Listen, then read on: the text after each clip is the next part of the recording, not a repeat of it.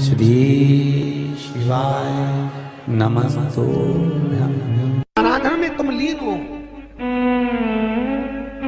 महाराज दुनिया के लोग नहीं समझते कि शंकर पर जल चढ़ाने का क्या लाभ है।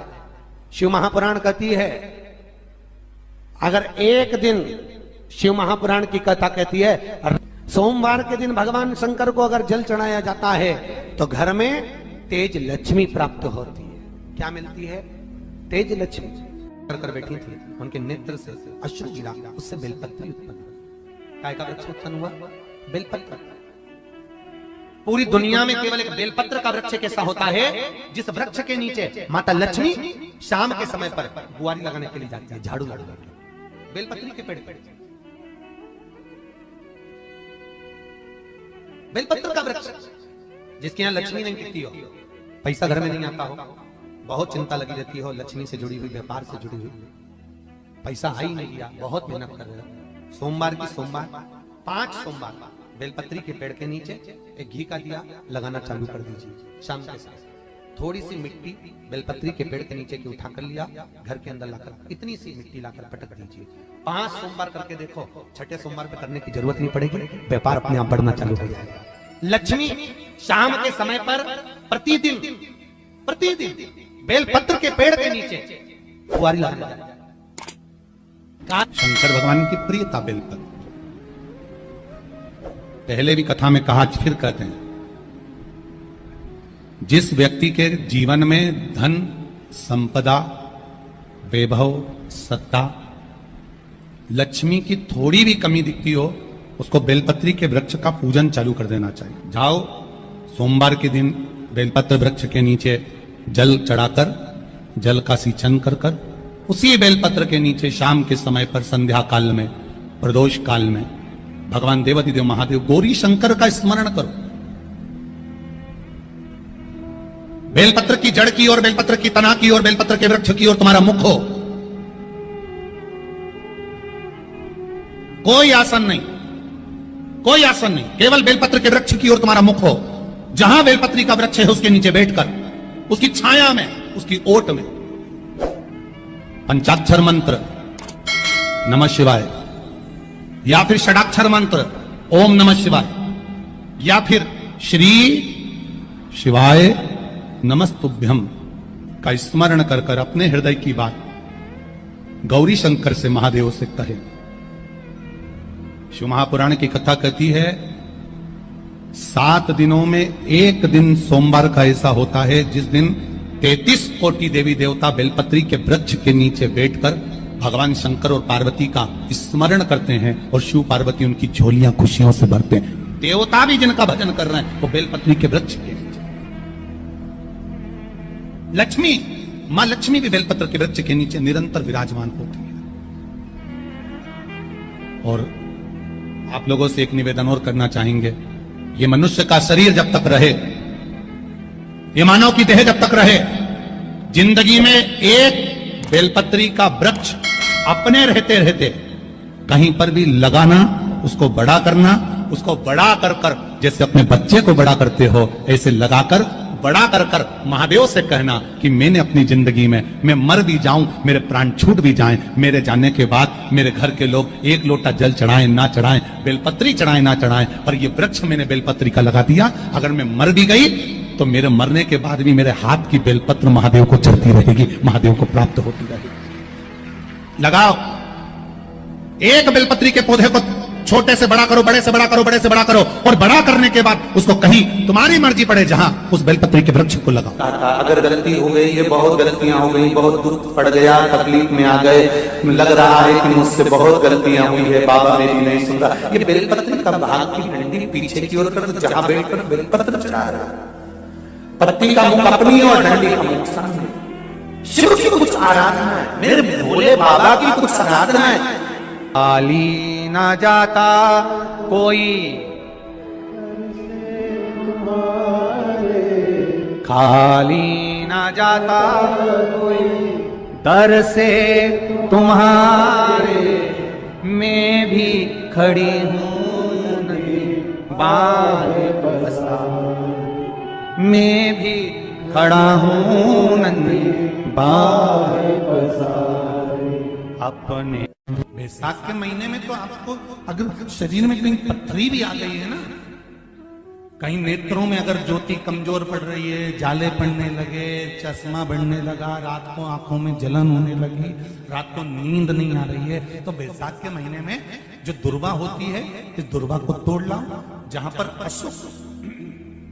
अशुक सुंदरी का स्थान होता है, जहां पर अशुक सुंदरी का जो स्थान होता है, उस अशोक सुंदरी के स्थान पर उस दुर्वा को रख दो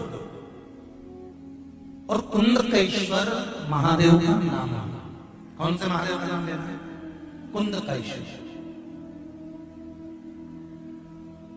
उस दुर्वा को उठाकर लिया। बैसाख के महीने में कोई भी तिथि, कोई भी दिन, कोई भी वार आप बैसाख के महीने में कर सकते हो। उस दुर्वा को लेकर आओ, लगभग 20-25 दुर्वा लेना, उसको लेकर आइए। सुबह सुबह कुंदकेश्वर महादेव का नाम लेकर उसको खाना प्रारंभ कर दीजिए। एक दुर्वा रोज खाओ। जो पथरी है या नेत्रों में तकलीफ है या कोई ना कोई रात्रि को नींद नहीं आना, बेचैनी हो जाना, घबराहट होना, धीरे धीरे धीरे धीरे 20 दिन की वो दुर्वा है, 20 दुर्वा एक एक दिन खाना चालू करो। 4 या 5 दिन लगेंगे, अपने आप आपको कोई गोली खाने की जरूरत नहीं पड़ेगी, नींद अपने आप आना प्रारंभ हो जाएगी और बेचैनी। अशोक सुंदरी वाली जगह पर दुर्वा समर्पित कर कुंदकेश्वर महादेव का नाम लेकर। कौन से महादेव? कुंदकेश्वर। जिस नारी का रजोधर्म से जुड़ा हुआ जो भी तकलीफ होती है, केवल हाथ में जल लेकर, आसक्ति का नाम लेकर भी वो पान कर लेती है, तो रजोधर्म से जुड़े हुए सारे दुख, कहते हैं कि गर्भ में, गर्भाशय में अगर गांठ भी पड़ गई है और डॉक्टर कह रहा है कि बच्चादानी में गांठ है, गर्भाशय में गांठ है और इसका ऑपरेशन होना जरूरी है, आसक्ति दक्ष प्रजापति की पहली पत्नी का मात्र स्मरण कर कर अगर आचमन पानी का कर लिया जाए तो गांठ भी गर्भाशय की गलना प्रारंभ हो जाती है। ये वो नाम, ये वो शब्द है। अगर मान लो शरीर में कोई गांठ पड़ जाती है, डॉक्टर अपना इलाज कर रहा हो, उस जगह पर प्रजापति वीरण की पुत्री आसक्ति का नाम स्मरण में आना चाहिए। एक बार सब बोलिए, क्या नाम है? आसक्ति। और हम आसक्ति का नाम भी नहीं बोल सकते, तो इसी आसक्ति का एक नाम है वीरणी। क्या नाम है? आसक्ति का स्मरण।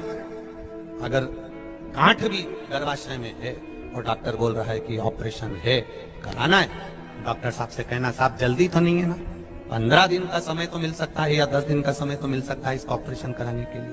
फिर आसक्ति का नाम लेकर शिव जी की शिवलिंग पर जब हम बेलपत्र समर्पित करें तो ये डंडी का मुख जब हम शिव जी को चढ़ाते हैं तो इस डंडी का मुख हमेशा हम उधर रखते हैं। अब की बार आसक्ति का नाम लेकर जब हम शंकर भगवान को बेलपत्र समर्पित करेंगे तो ये डंडी का मुख शिवलिंग पर अपनी ओर रखेंगे और उसी बेलपत्र को चढ़ाकर जल समर्पित कर कर आचमन कर कर उसी बेलपत्र को लाकर घर के द्वार को पूरा खोलकर घर के अंदर प्रवेश कर कर घर के बाहर स्मरण को, शिव को याद करते हुए उस बेलपत्र को चबा चबा कर खाना प्रारंभ करिए।